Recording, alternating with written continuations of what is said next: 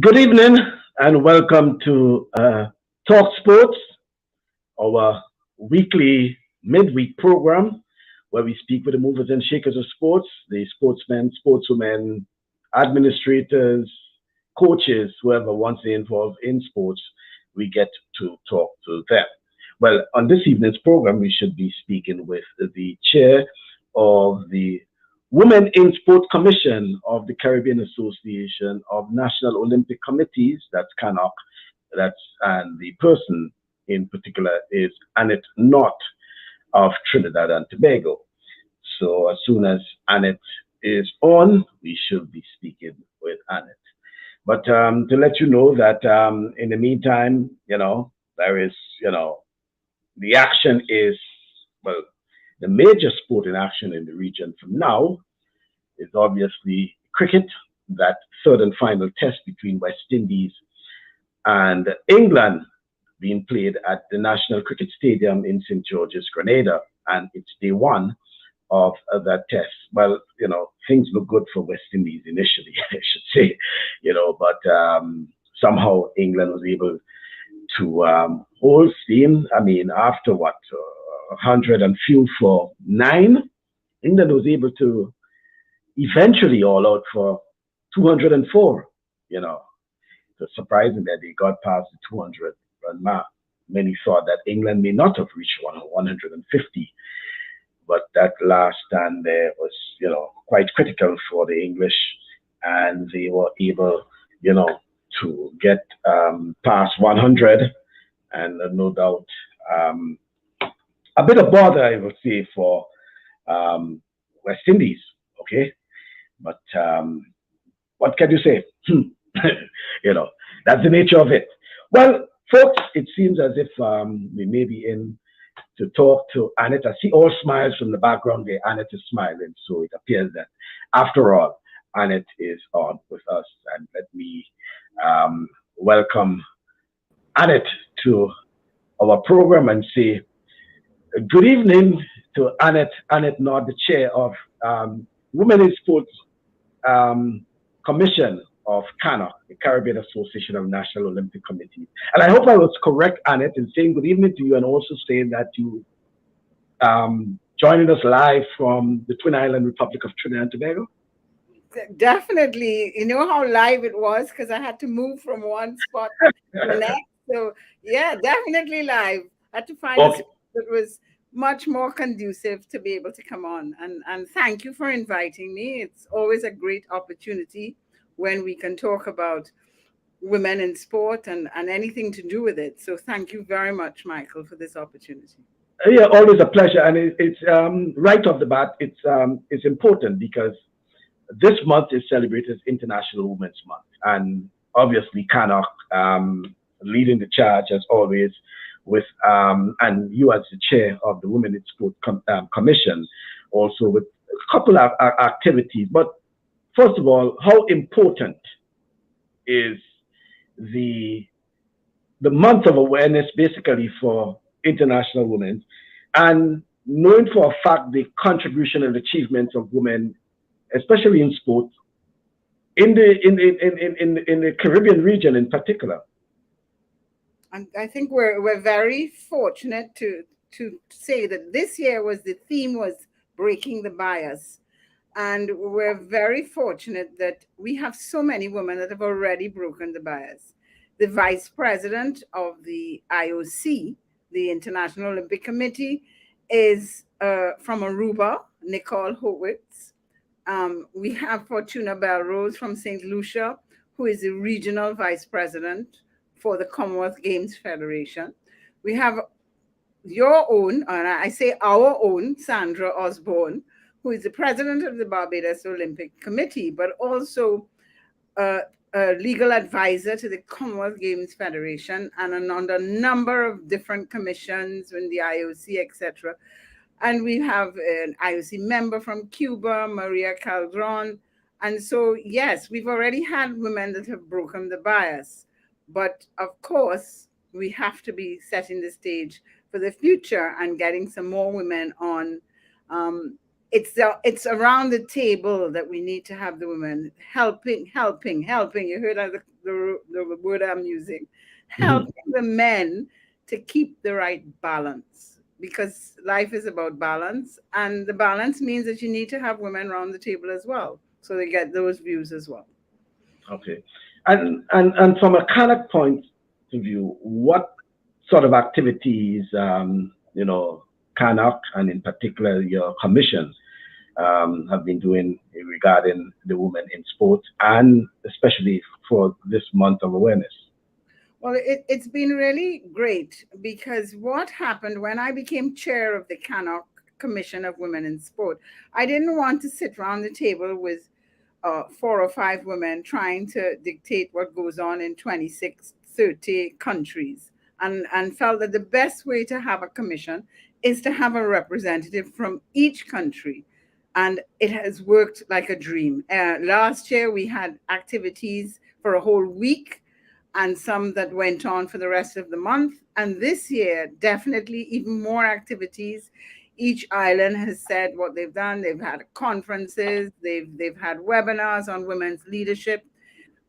In Grenada, they had a health day for women and girls. So what has happened is that it's the awareness that more and more of women in sport, and that awareness has come with support from the National Olympic Committees, whether men or women. We now have women being awarded. This Sunday, you have the Esther Maynard Award, which is very much part and parcel of the Barbados Women's Commission work.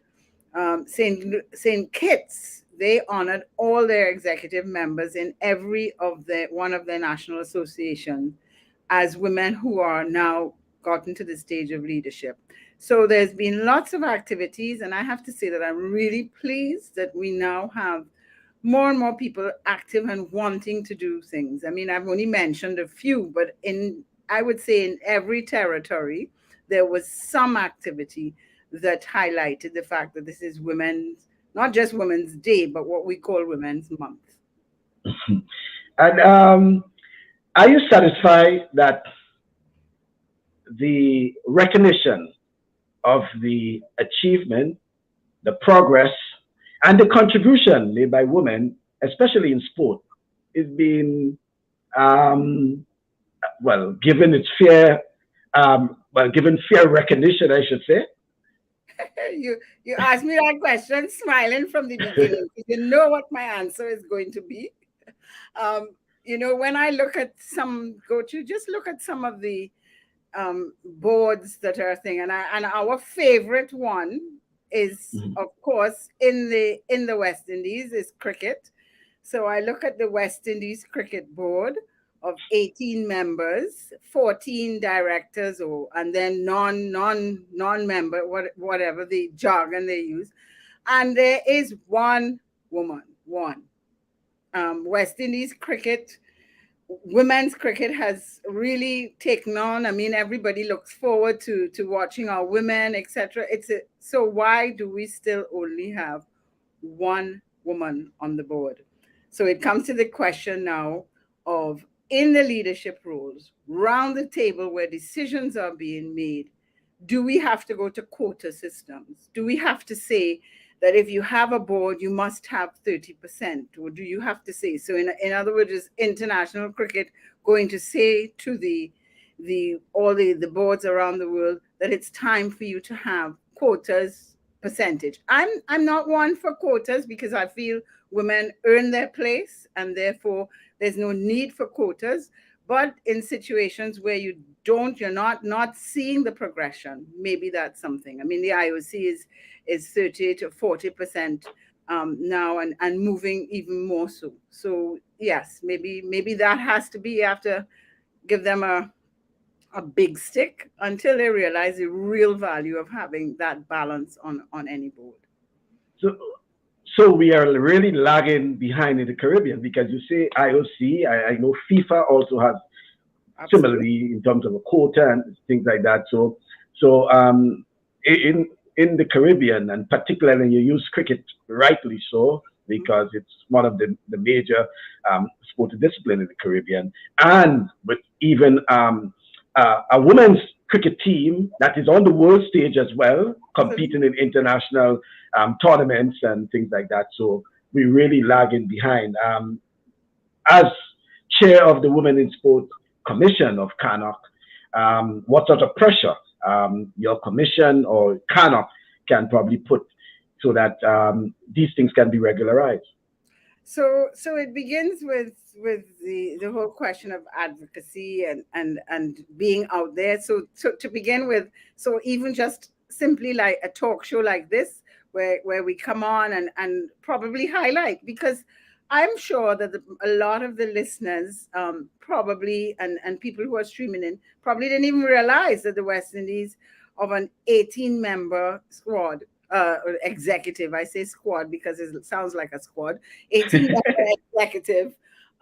There's one woman, in this day and age. Come on, you can't. It's hard to believe, And I had hoped that I would not have to highlight this, but it as you said, cricket is one of our sports.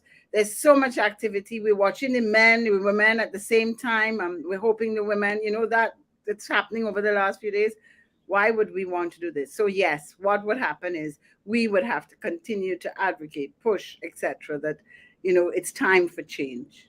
In the Turks and Caicos, the president of football is a female, and once recognized, they understood she's on all sorts of FIFA commissions. She's a FIFA mentor. This is Miss Fullard. We really need to have people out there, and the more we get people on the international bodies, the more they recognize that there is value in having Caribbean people on board, and even more so Caribbean women. Mm-hmm. And the argument may also be that having more women involved at those levels also serves as an encouragement for the young girls as well. You will agree with that, right? Absolutely, because it's you have to see it to be it. That's one of our mottos in the Women in Sports Commission. You have to see it to be it. So unless we find ourselves in the positions, in not just in administration, but also in coaching. Coaching lags way behind when it comes to women with national teams, etc.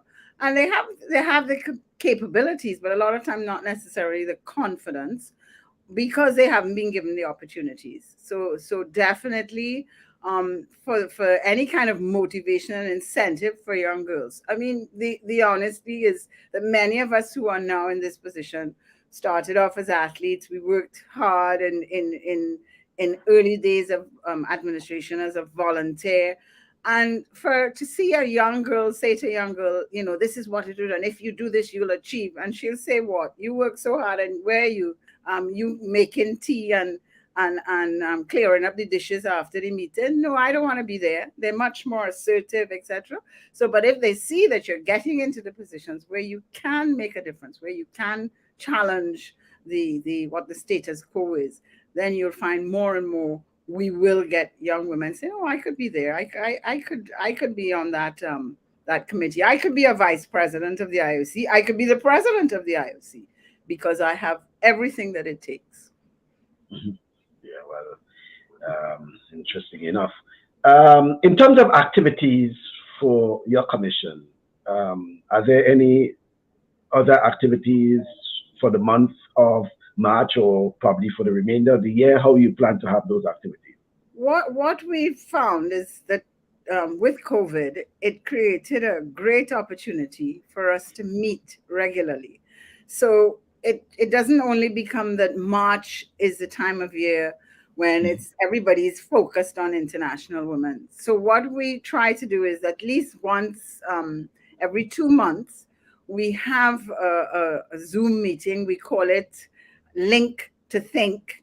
And then we come on, and if somebody has a project that they would like to get started, or even just to help to start up their commission, we then chat, a roundtable chat. Anybody from any island joins in.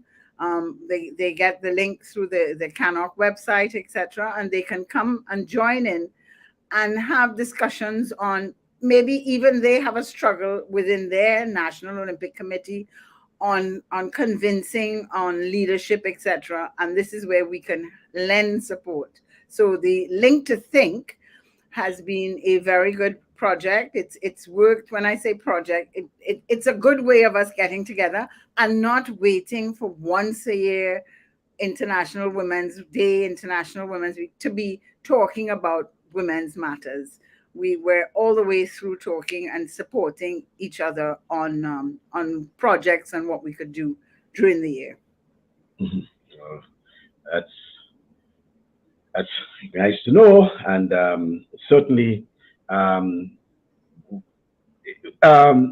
addition to that, we do have, and I think in the start you started calling the names of some of those women who have accomplished quite a bit in even achievements and things like that, whether sporting, administration. I mean, for example, you can look at the Jamaicans in track and field, for example, the women in particular in track and field. It was a very encouraging, it was a very exciting, it was a very outstanding 2021 for female athletes in Jamaica, as an example.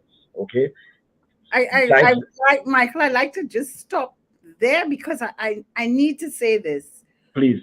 This was at the Olympic Games. It was the first time in the history of the games that the women's final had more excitement and build up than the men's final. The men's final, I guess it was no longer Usain Bolt, and it was iffy. They didn't know who. But the women's final had much more buzz and in the whole in the stadium, everything, even though it was not as many no spectators or whatever, but the word and in the camps and at all the IOC members and all of us as National Olympic Committees, the women's final created the more buzz than the men's final, and that was historic. Yeah, well, yes, certainly, and pardon me for missing something like that, because I think, and you correctly said, it was the first time in a first time I can recall, that women, and not just the 100, but you also had the 200. And remember, correct, we had even Shawnee Miller from the Bahamas with the 400 meters. Absolutely. And there was all this buzz about the 400 with Shawnee Miller and Allison and, et cetera, et cetera, et cetera, So, even 100 hurdles. I mean, it was the Americans, but it was still much more buzz. Yes, the men had the world record, etc., but the women did as well. And so it was, there was really, you're quite right. The Tokyo Olympics was a women's Olympics, I would have to say, because there were so many times then, especially in athletics, that the women. Right. And we getting ready, and if we use athletics as a guide for now, we know that we are getting ready for, we have the World Championships, we have the Commonwealth Games, and certainly we expect women again to be the dominant factor, because we haven't seen those men, especially for the region, which is the NACAC region. Right. Women are leading the charge, okay? And we expect our women to replicate in some instances the performances of Tokyo, and therefore it comes back to the earlier question and probably comment about our women not getting what they really deserve. It does. Look how, for example, and we can use the women football, they say soccer, the US, and how they had to take the matter to court and all these sort of things until the court decided. And I think there was some sort of arbitration with the US Soccer Federation regarding some sort of compensation for the women, because we'd say, hey, we are going into the final of the Olympic Games and the World Cup, et cetera, and we are not even getting as close as to what the men are getting. And there's some sort of, they believe that there should be some sort of parity in terms of their compensation for the women. Albeit, we don't have too many of our professional teams in the Caribbean. But at least, we need some sort of parity for women. And while we're on that, in terms of women at the administrative level as well, I know you call a couple names, but I may just want to add one. Vida Bruno Victor Grenada is one Oh, that absolutely. we probably can add. She won't forgive me if I don't. I know that. I know that. And all that she does, she's a member of the Pan Am Sports, and she's been there for a number of years. She's also a member of the executive committee of the ANOC, which is of the Association of all National Olympic Committees. So no, Vida is my dear friend, and yes, she has been a champion in terms of the women in the Caribbean and being out there, and nobody messes with Vida. Vida is number one out there in that Pan Am executive. So yes, definitely one that flies the flag for us. Mm-hmm. Okay, and if we can do some sort of home shopping, as we say, in Trinidad and Tobago. And mind you, when I have Brian on the program, who's the president of CANOC, by the way, I always try to ask him, little things that happen at home, meaning Trinidad and Tobago. And, if I have people from other areas representing Mike Sands, for example, of NACAC, I'll ask him of things of the Bahamas. So probably we can look at what's happening in terms, and what can you say regarding women involvement in sport in Trinidad and Tobago? Well, for us, I have to say we have a number of women that are in the international federation. So for hockey, this in Tokyo, the Trinidad and Tobago hockey team, didn't make the Olympics. But we had 3 women that went as officials.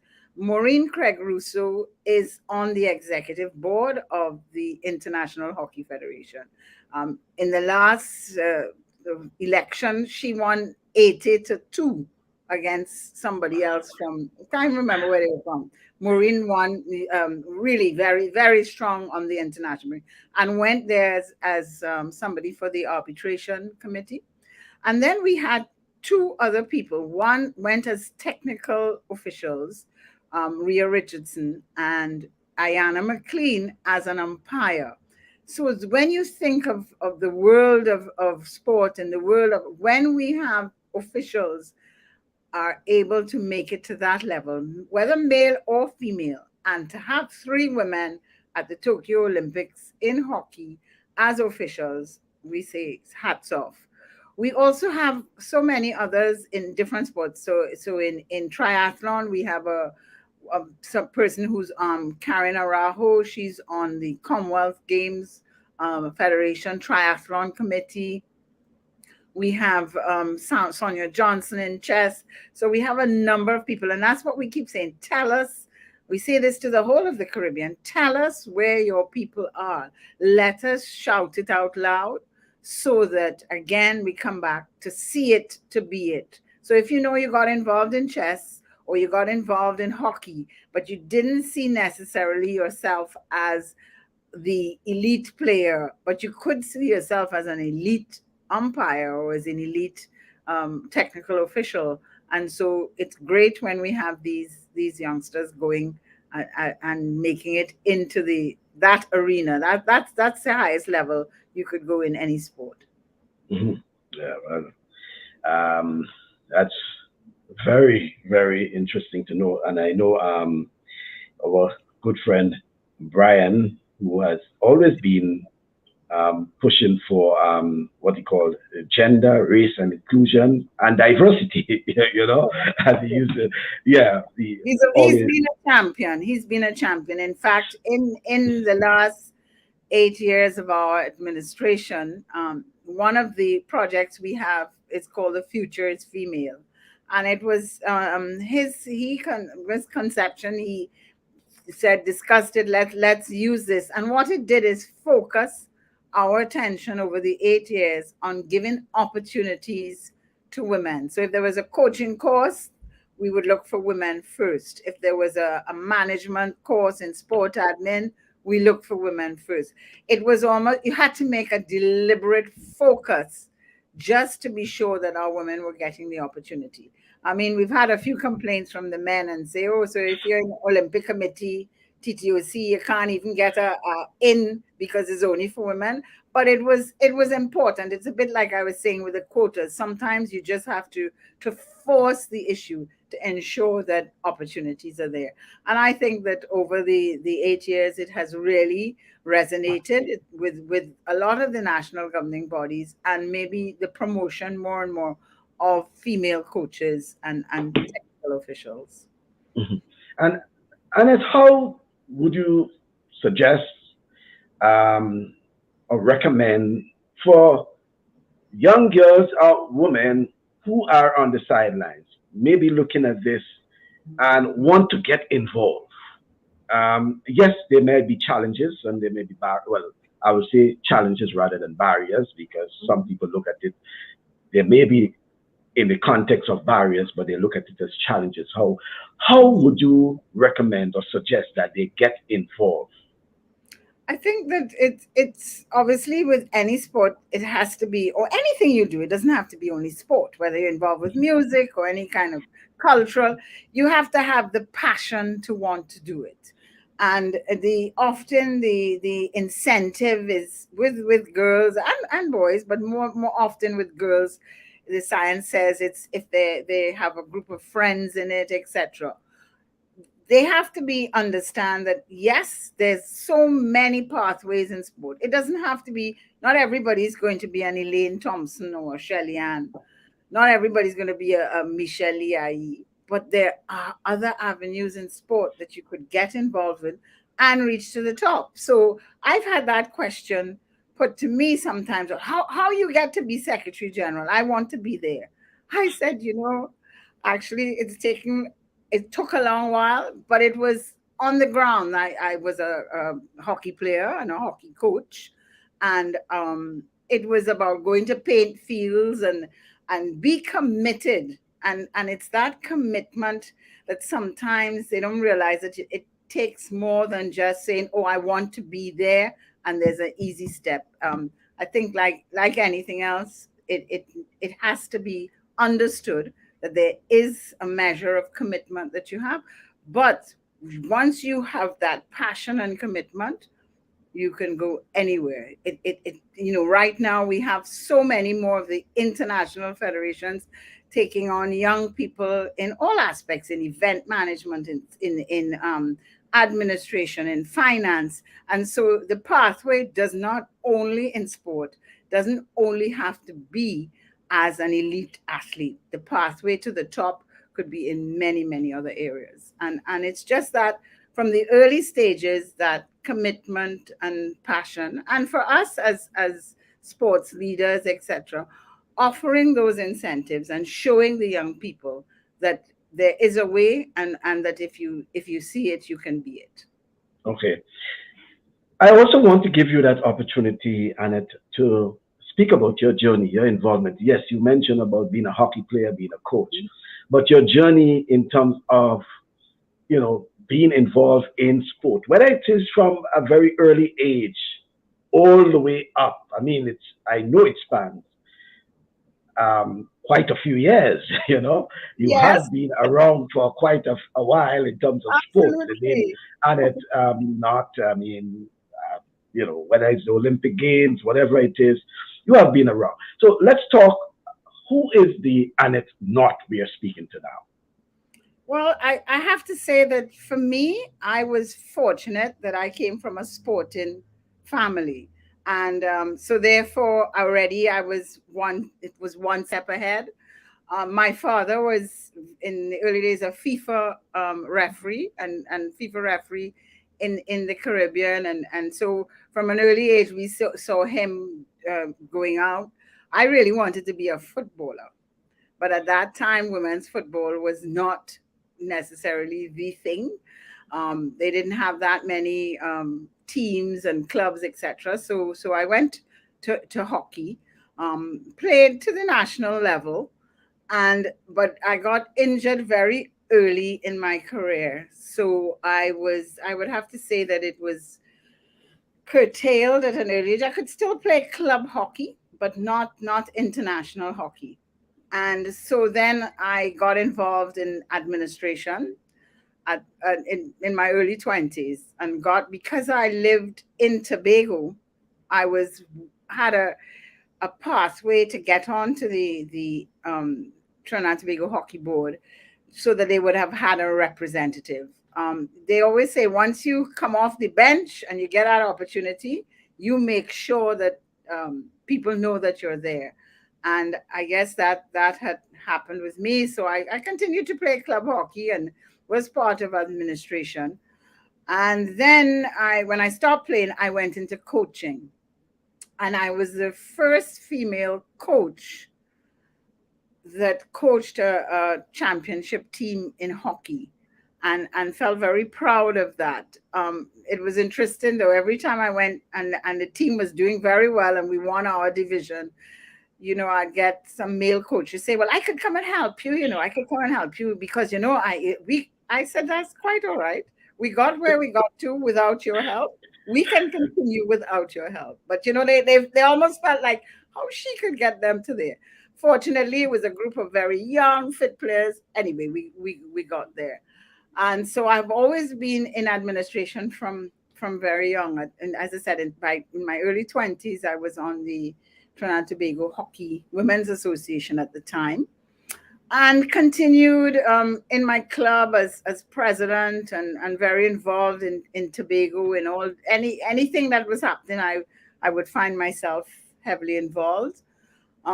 Even to the extent that when we had Carifta here in Tobago and they wanted somebody to volunteer to assist with just organizing anything, meals, teams, etc., I always always volunteered. So I've been a volunteer in sport, in all different aspects of sport. We had the FIFA Under-17 World Cup here in Tobago, and yep, I was happy to volunteer and get involved. So I think it was that passion for sport. Of course, as you volunteer and as you do things, people understand your talent and your reputation, etc. And so eventually I got on. I was a member of the Trinidad and Tobago Hockey Board, a vice president, secretary general. And as on that role, then I was asked to join the Olympic Committee. I joined as a vice president, and then started to get heavily involved in games. And so I became the chef de mission for a number of games. And eventually in 2012 for London, I was the first female chef de mission at an Olympic Games. And I'm happy to say that in 2021, we had a female that also went as a Lavi Santana as the chef de mission.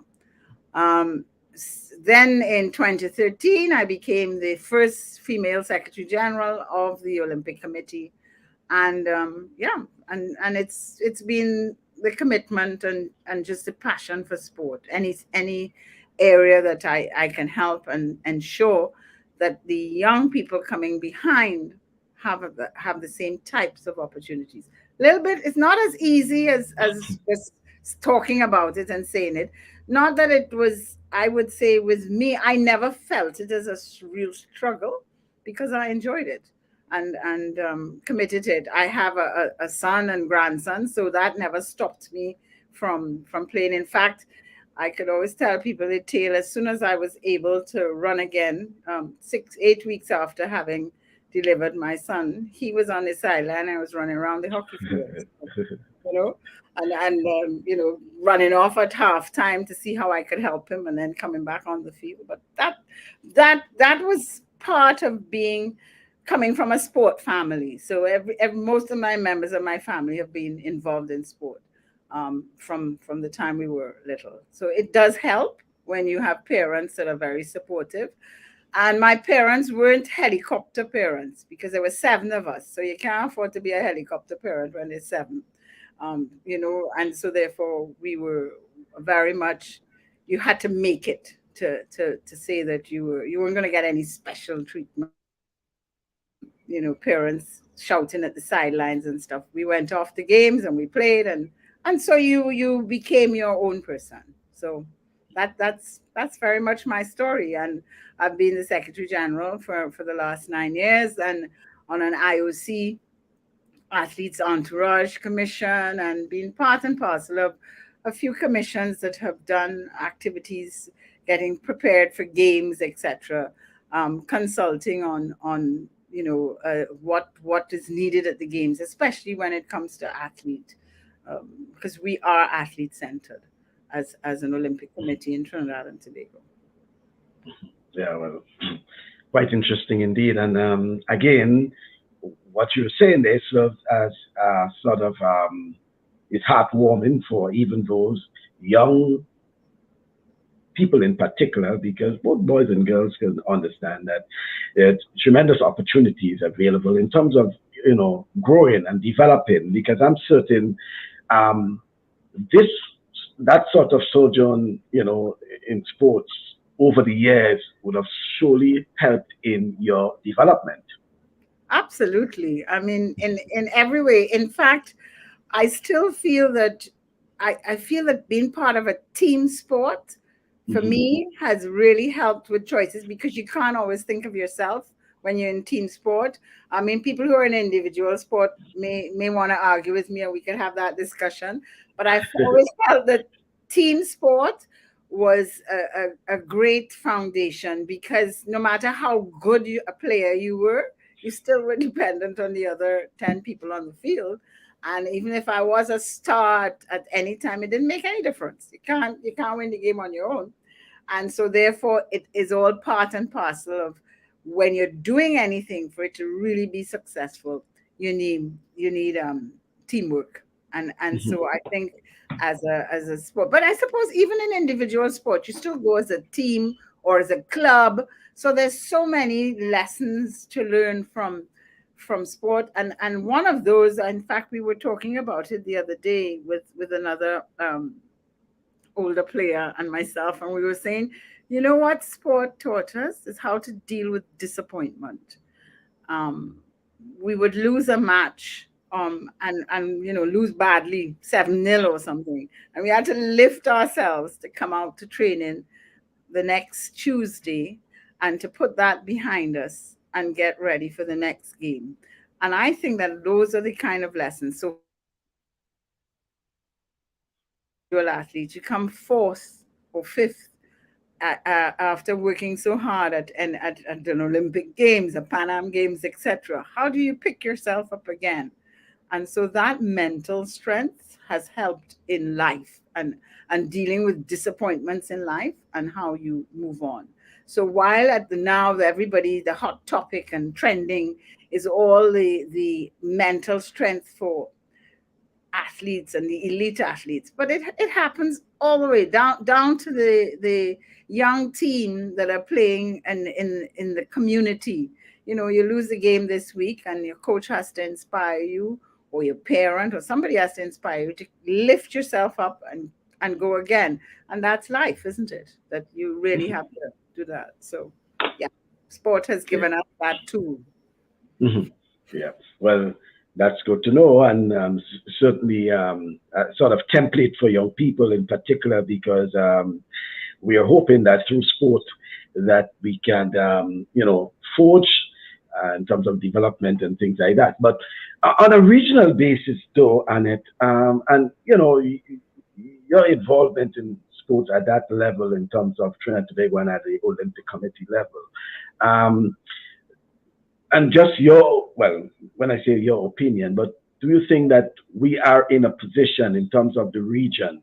And I know some countries are, giving us a sort of piecemeal in terms of the whole reopening, etc. But in terms of sports, do you think in the region, or probably whether it's Trinidad and Tobago, whether it's Jamaica, if you want to go individually or you want to go holistic, that we are ready for sports to be back to some level of normalcy? I have to say it's going to be really tough, because not so much for the ones who are already involved in sport. That's okay, because they people who have already been involved, they'll come back out, they'll say, they had this break, they're happy to come out because they've already got that bug and that their passion.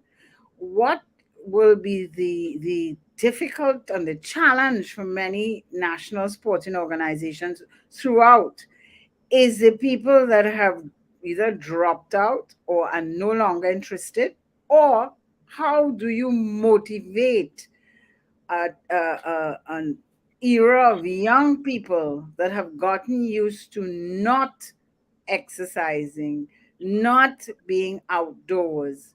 And I mean, everybody talks about the devices, etc.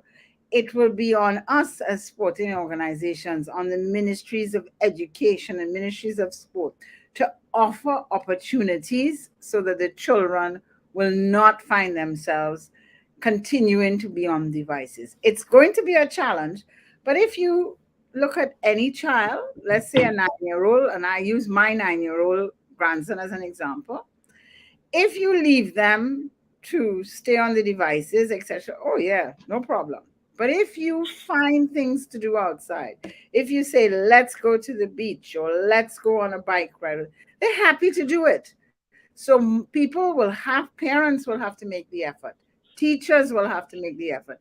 You'll have to go start doing things outdoors. We got used to everything in the classroom, etc.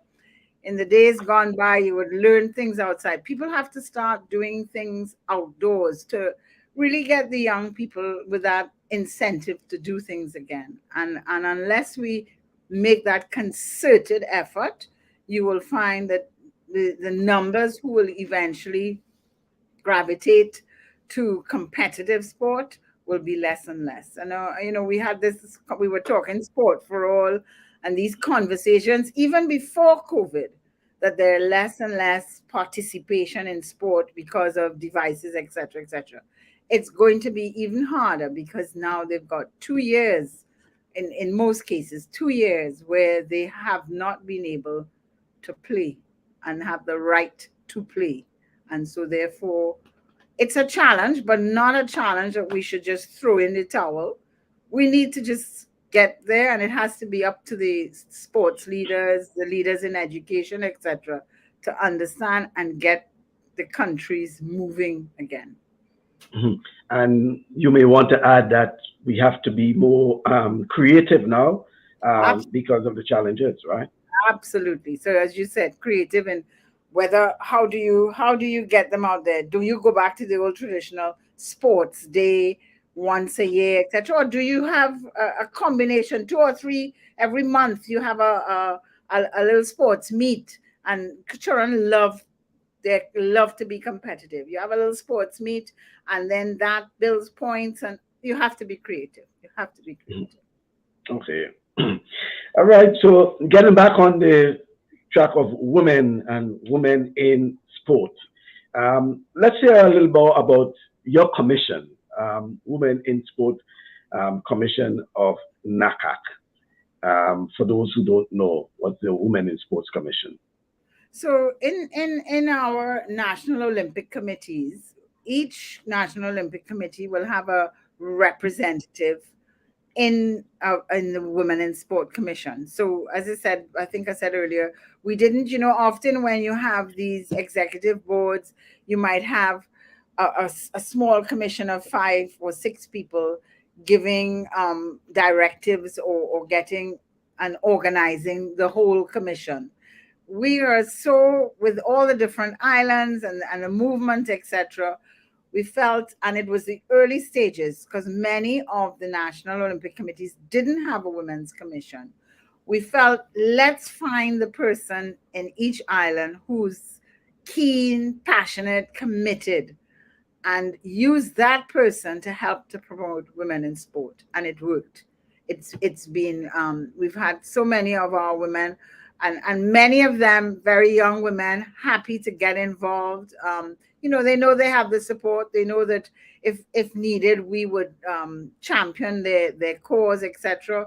We would speak to, at my level, I can speak to the presidents of those national Olympic committees and say, listen, you have a young person, she's keen to do the Women in Sports Commission, give her an opportunity. There's funding out there from the IOC.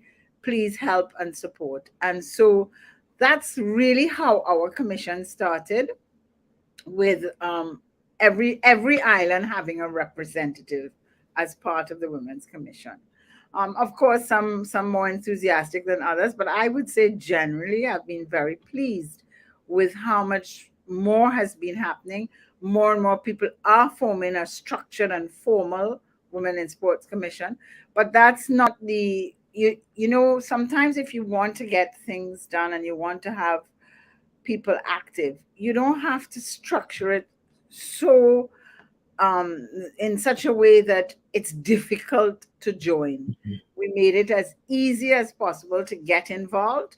And as things evolve and more people are on, and we go to the next level of the Pan Am sports and we go to the next level of the IOC, then more and more structure will come in. But the main purpose now is to get involved. And I think that by doing it the way we have, we've been able to achieve that.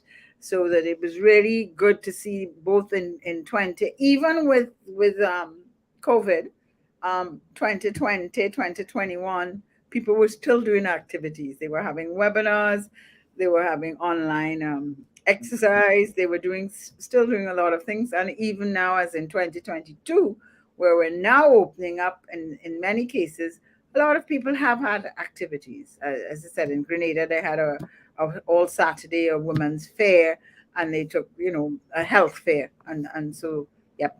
I think that the commission in its format, where it's not, if you said, well, how many on your executive, etc., I'll say no. We're all on the executive. We're all part of the commission, and it's just about linking to think and getting together as often as possible to talk about different projects. So right now, there's a project on the table where somebody suggested, we find ways of helping families that have really suffered because of COVID, and maybe using our influence to get to sponsors and things, and not just in one place, but in all the islands. And so those are the kind of projects that we would be talking and chatting about. So it's a commission that everybody's involved. Yeah, I like the linking to think. Yeah. But while international federations, sporting federations in particular, putting funding and focus into women involvement in sports, and do you think here in the region, and I say here, I mean, I'm not in the Caribbean now, but I still consider myself to be in the Caribbean. But do you think that enough in terms of at the level of, the authorities, the governments in the region are putting enough resources, especially funding and otherwise, into women in sport and the development of women in sport? I think that generally no. I think that I still think that sport gets left behind. I think that there's no structured or targeted or focused programs towards supporting women in leadership, etc. As I said, just look at West Indies cricket. So that's a good example of the Caribbean. And if you went through some of the national Olympic committees, some of them still lagging behind. Or what I say, quotas. I'm always worried about quotas because sometimes it could be tokenism. So they put the woman on the board, but she has no say. She has no, So we're still evolving, but I think there's so many bright young women out there that this conversation we probably wouldn't be having in 10, 15 years time, because they will just be there and they'll have no choice but to accept. So, in time, it's taken longer. And maybe, as I said, maybe things like quotas had to come in to make people make those changes, etc. But generally, I think that there's more and more. So I'll use an example. In Trinidad and Tobago Olympic Committee, we have 3 full-time staff members. And the 3 full-time staff members are all women, all very capable, have been building their capacity and building their strength. And it's all part and parcel of having that focus and targeted program, The Future is Female. And so very much I was the first female secretary general, and we're now looking for the first female president. So as I said, Brian's been flying the flag, and now even more so into other aspects of equality, whether it's diversity, etc. So we've had a targeted approach. I think in the Caribbean, perhaps there needs to be a more targeted approach, but and you have to call them out. So hopefully somebody from West Indies cricket will be listening tonight and say what that woman saying about us. But that's okay. I'm happy if it means that next election there'll be two women or three or four.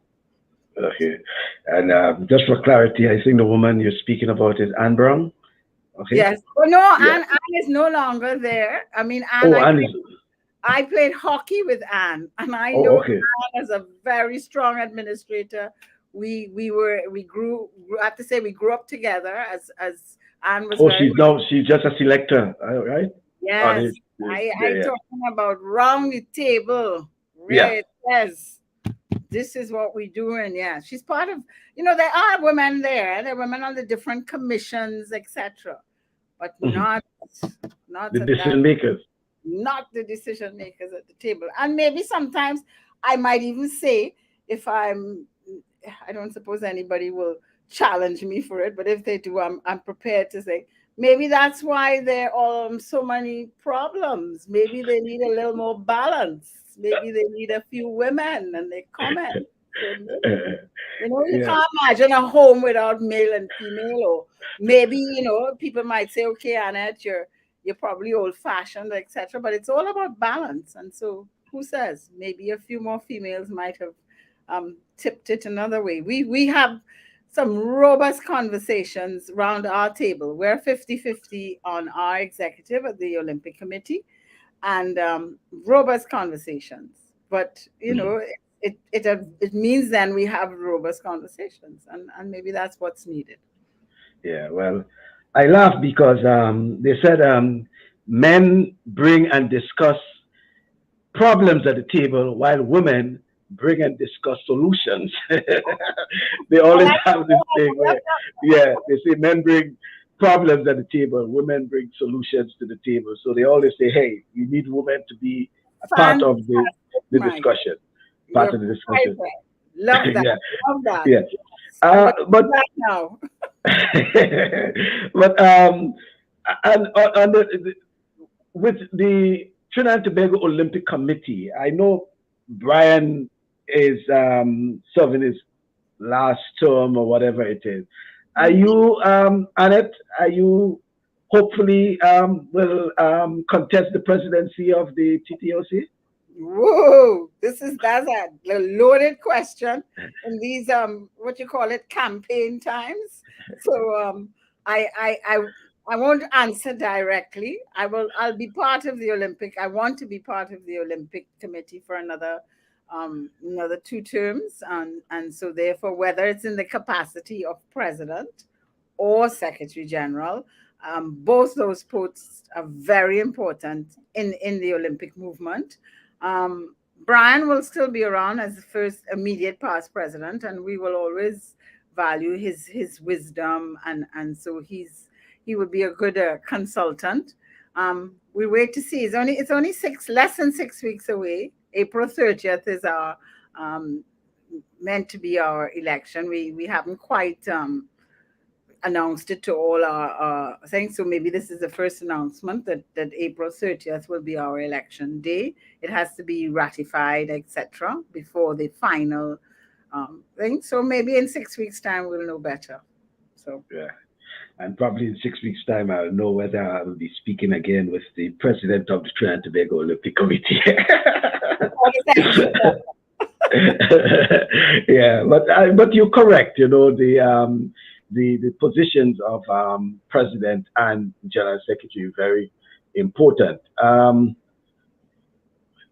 Okay, there is a question from Rudian Sylvan in Toronto. What is the 5-year or 10-year plan for women in sport in the Caribbean? I think it's a broad-based question from Rudian there, but he's trying to get to probably an idea of a 5-year or 10-year plan for women's sports in the Caribbean? It's a fair question. I mean, people in their minds have look at things in a structured way. I think in each individual sport there will be a whole question of how things are planned. So I'm sure in athletics, for the Caribbean, NACAC, having had such a great success at the Tokyo Olympics in 2021, there must be an incentive there to use that to propel things in sport. Individually, I would say that there would each sport would have its own development pathway towards for women. And I know that Donna Reyna from Bermuda is Bermuda, yeah. yes, Donna is very involved with NACAC and the whole question of women in sport. I think in terms for us as a Women in Sport Commission for the National Olympic Committees, all we could continue to do is to make sure that yes, within 5 years we see that many more people on the in the leadership roles, around the table, on the board, in those positions. So it's difficult to for us to give targets we could hope for, when each country is very different and the culture in each island is different. It might have meant that not many women were given the opportunity to develop in leadership. But I would say that if we wanted to look for a plan, one of the first things I would put on the list and priorities is to increase the numbers in the leadership roles on all of the boards in the Caribbean, whether it's the National Olympic Committee or the regional boards in any sport like NACAC, etc. For athletics, whether it's the triathlon committee, badminton, football. Football needs a little stirring too, in terms of getting women on their committees. So that would be the plan, Rodian, to have more women in the leadership role in the next 5 years, and 10 years. The sky is the limit. The sky is the Well, limit. yeah, well, nice to hear that. And I want to thank you very much for being on the program this evening. It's always a pleasure having you, Annette.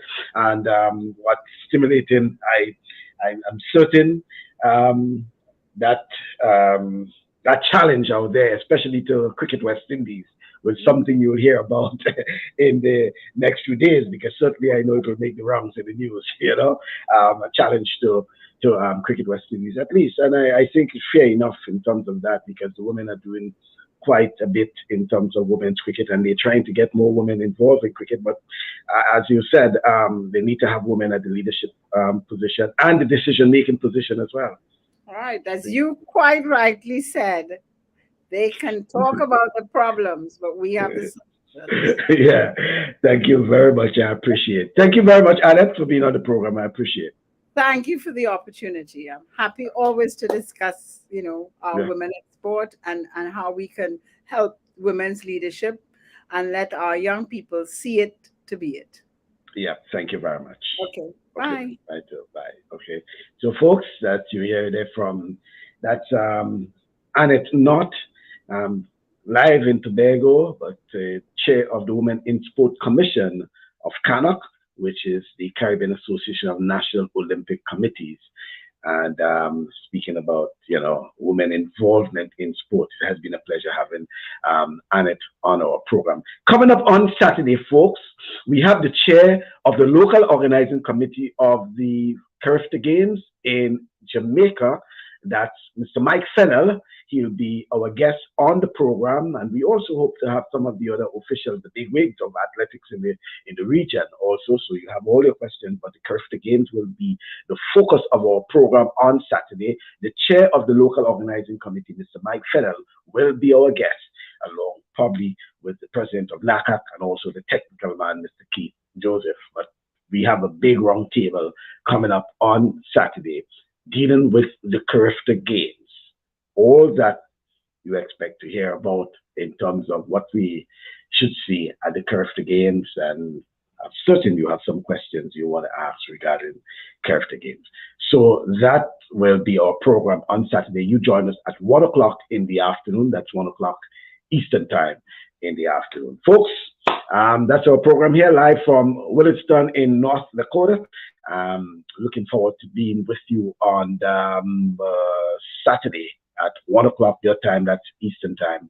It will be 12 o'clock Central time. Yeah, Central, 12 o'clock in Jamaica, but 1 o'clock Eastern Caribbean time. Looking forward to you join us. Until then, you have a pleasant evening.